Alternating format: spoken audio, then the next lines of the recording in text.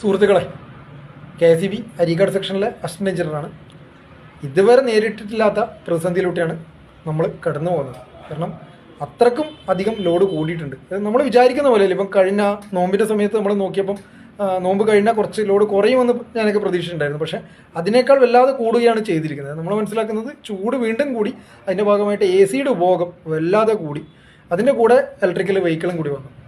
അന്നേരം ഇങ്ങനെ പോയി കഴിഞ്ഞാൽ പല ട്രാൻസ്ഫോമറുകളും ഫെയിലറാകാൻ സാധ്യതയുണ്ട്. ഈ ട്രാൻസ്ഫോമർ ഫെയിലറായ ചിലപ്പം പെട്ടെന്നൊന്നും ട്രാൻസ്ഫോമർ കിട്ടാത്തൊരവസ്ഥയാണ്. കാരണം നിങ്ങൾ പത്രത്തിലൊക്കെ വായിച്ചിട്ടുണ്ട്, ധാരാളം ട്രാൻസ്ഫോമറുകളും ഇങ്ങനെ ഫാൾട്ടായിക്കൊണ്ടിരിക്കുകയാണ്. പുതിയ ട്രാൻസ്ഫോമർ കിട്ടാത്ത അവസ്ഥയുണ്ട്. പെട്ടെന്ന് ട്രാൻസ്ഫോമർ ഫെയിലർ, ഇപ്പോൾ രാത്രി ഫെയിലർ ആയി കഴിഞ്ഞാൽ ഇത് മാറ്റി വെക്കേണ്ടി കുറച്ച് സമയം എടുക്കും. എന്തായാലും ആ രാത്രി ഒന്നും കറണ്ട് ഇല്ലാത്ത അവസ്ഥയിലേക്ക് പോകും.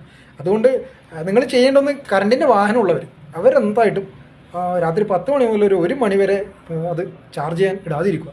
ഒരു അപേക്ഷയാണ്, അല്ലാണ്ട് നിയമപരമായിട്ട് അങ്ങനെ ചെയ്യരുതെന്ന് പറയാൻ